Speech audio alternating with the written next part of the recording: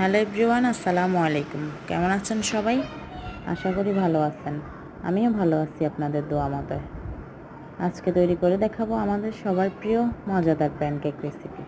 আশা করি ভালো লাগবে আপনাদের সবার কাছে। প্রথমে আমরা ডিম নিয়ে নেব 2টা, চিনি নিয়ে নেব হাফ কাপ, ময়দা নিয়ে নেব 1 কাপ, লিকুইড দুধ নিয়ে নেব 1 কাপ, হাফ চা চামচ নিয়ে নেব বেকিং পাউডার।